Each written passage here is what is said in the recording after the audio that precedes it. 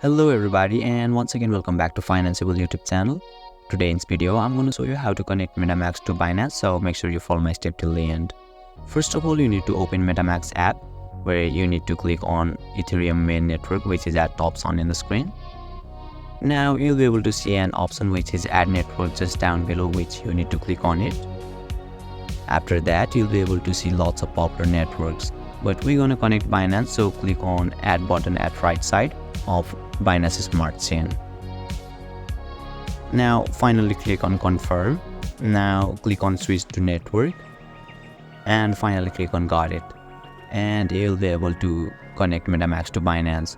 So basically this is how you can connect MetaMask to Binance, and if you still encounter any issue during the connecting process, feel free to leave a comment and I'll be happy to assist you.